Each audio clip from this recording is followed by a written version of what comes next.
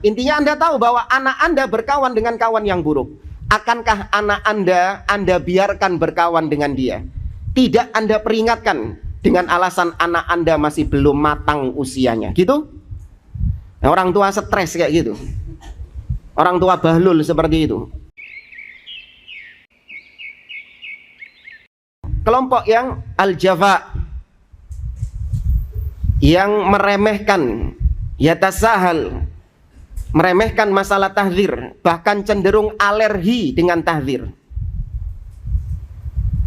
Seperti ada seorang oknum yang melarang santri-santri untuk diajarkan masalah tahdzir karena alasannya mereka belum matang ilmu agamanya.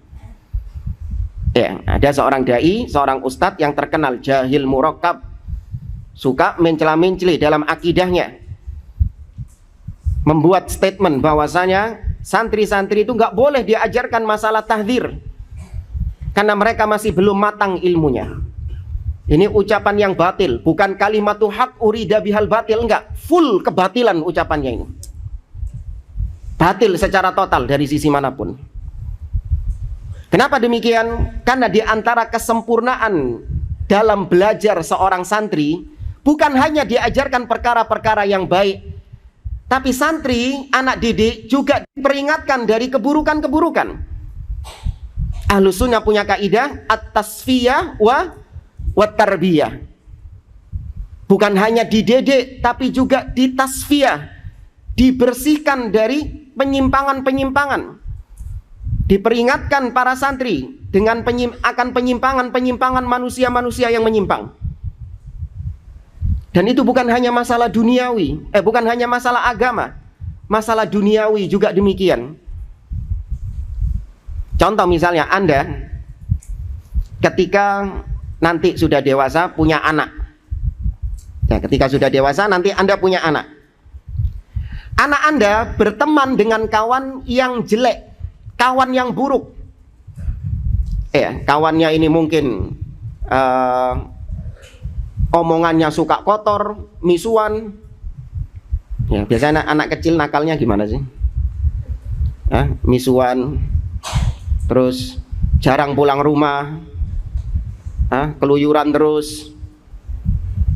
Ya, sholat, waktunya sholat gak sholat, puasa gak puasa. Intinya Anda tahu bahwa anak Anda berkawan dengan kawan yang buruk. Akankah anak Anda biarkan berkawan dengan dia? Tidak Anda peringatkan dengan alasan anak Anda masih belum matang usianya. Gitu? Nah, orang tua stres kayak gitu. Orang tua bahlul seperti itu. Maka sikap orang tua bagaimana? Ditahdzir anaknya. Nah, kau jangan main sama fulan. Fulan itu buruk. Dia punya keburukan ini dan ini. Jangan kau berkawan dengan dia. Meskipun anaknya terkadang nggak paham keburukannya di mana, Pak. Karena namanya anak kecil, memandang sesuatu yang baik dengan buruk, memandang sesuatu yang buruk dengan baik. Nggak paham anak kecil, tapi tetap diperingatkan sama orang tuanya. Jangan terus dengan alasan anak belum matang usianya, maka nggak boleh diajarkan tentang masalah tahdzir. Tidak. Justru kita ajarkan, justru kita tahdzir anak-anak dari bahaya-bahaya yang akan menimpa dia.